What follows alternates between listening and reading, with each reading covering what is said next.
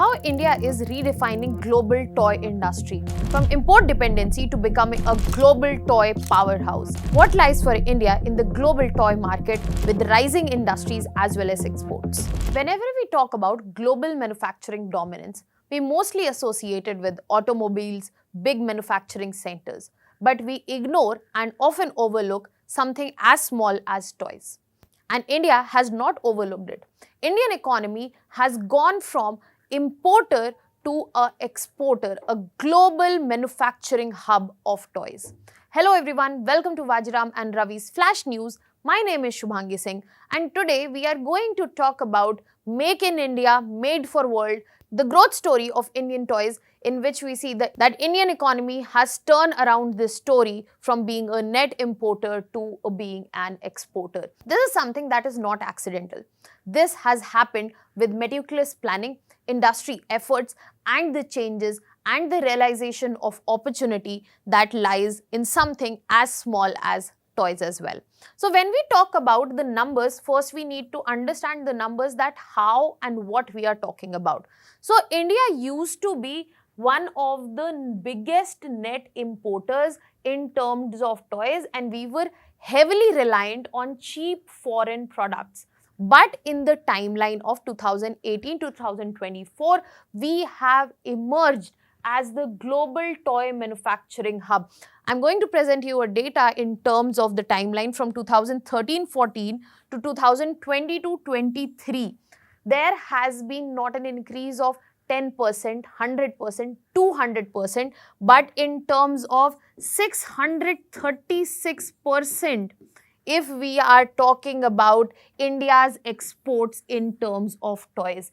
And this exponential increase and the turnaround from net importer, as I said, is a meticulously planned thing that we are seeing. It is a result of policy reforms that were brought, opportunity being spotted, quality mandates being brought in, and industry innovation that joined in.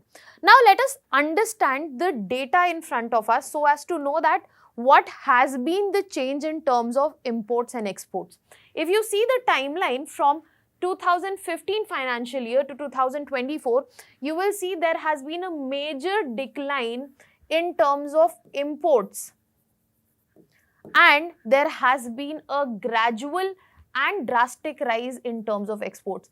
Where we used to be giving our foreign currency, foreign exchange to bring in the toys in the Indian market, today we are earning from that very same product. We are getting foreign exchange for the very same product, and from trade deficit in this particular industry, we have moved to a trade surplus.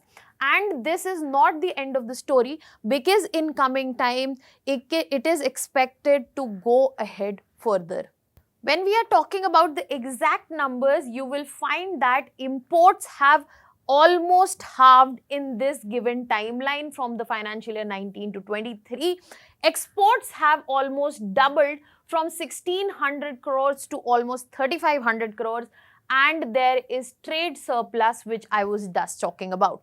Now, the core message that stands out for here is that India's toy industry reflects that policy-led industrial turnaround can happen, and it is rooted in the fact that we are focusing on self-reliance, but at the same time, our ambitions remain global, and we are very committed to that. So, with this particular story, is not just here to stay, it is further to grow. And this can be a very good case study to understand that how actually policy reforms and innovation can actually realize the potential that lies in terms of such goods, especially for developing economies like India. Now that we have understood the numbers that we are talking about and how India has become a toy export hub, let us get into understanding that what was done, what are the reasons that we are seeing these results. So if we talk about the steps that have been taken, we have to understand the primary reason has been to move from protection to promotion. We don't need to protect our domestic industries. We need to focus on their enhancement, promotion, betterment, so that they stand on the equal number of global competitiveness as the foreign products. So this has been the key message or the key understanding that has driven the reforms that have taken. Now talking about the reforms, when we talk about the reforms, the first one has been change in the regulatory backbone. There has been immense focus on Make in India, not just for automobiles, not just for IT, not just for mobile phones, but also these toys, as well as Atmanirbhar Bharat. This has helped local manufacturing and this has increased it. Further, there have been changes in custom duties. So when we are talking about custom duties, they are applicable on the goods that are coming from foreign land and entering India. There has been a hike in custom duty that we have seen from 20% to 60%. Now that means importing foreign toys would become costlier, and later it was made 70% also. Now this made the foreign imports less attractive for a consumer who, let's just say, who is buying a good in our country. He gets a foreign toy for 100 rupees, but he has to pay 70% of custom duty. That means he'll get it for 170 rupees. But the same toy, if he is getting in India for 150 rupees, then definitely he will prefer the domestic good. From the side of consumer also, the promotion was required for domestic growth. Then we also went ahead in terms of quality mandation. For quality mandation, we decided and we went ahead with BIS certification that was brought in 2020. That was mandatory for all toys, be it domestic, be it imported. Now that gave the domestic toy equal standing in terms of quality with the foreign goods, and it ensured quality, safety and trust in Indian products. Now we are making sure that consumers, especially our domestic consumers, are finding our goods attractive in terms of price. Second, we are giving equal terms in terms of quality. And then we moved ahead and made sure that there is a comprehensive action plan for whole of the industry. That was National Action Plan for Toys, which was brought in 2020. It focused on promoting Indian culture as well as educational toys. Now you can tell me from which particular region you come up and if there are any cultural toys. In the end of the video, I'll also be highlighting certain regional cultural toys for the reference so that you have a clear understanding. Now this action plan involved 14 ministries and it was led by DPIIT. It focused on better research and development, exports and skill development so that the overall industry gets a proper overhaul, and it focused on making sure that the capabilities are enhanced. Furthermore, there was also emphasis on cluster development as well as capacity building separately.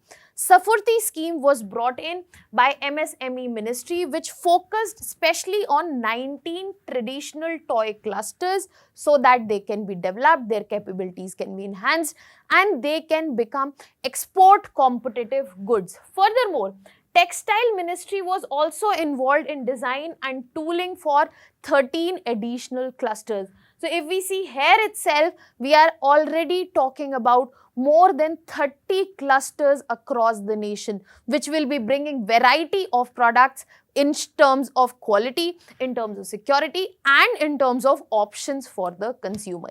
Now this was the policy end. What was done on the industry end in terms of implementation? Did it reflect? Did the policy work out?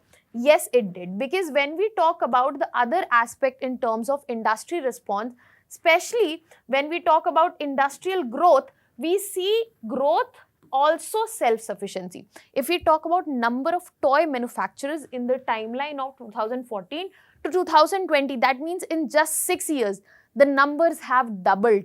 Apart from that, the dependency on imports that has reduced from 33% to 12%. That means almost 1/3 dependency as of now is present, and that can be also gradually eliminated with coming time.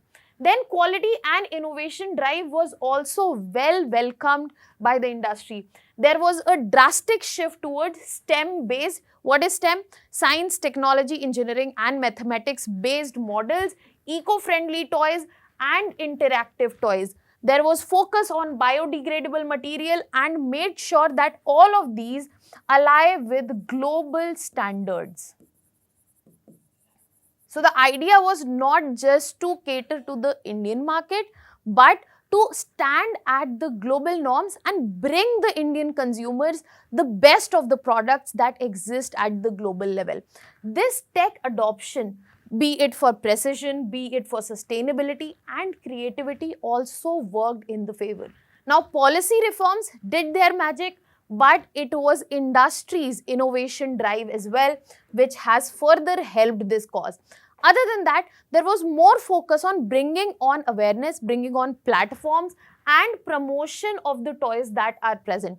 These can be used as case studies. For example, Toycathon was conducted, that was Indian Toy Fair. So there was the focus of boosting innovation, connecting buyers to local brands. So there is awareness to the buyer that there are options in terms of local brands as well, and they are at par with global brands.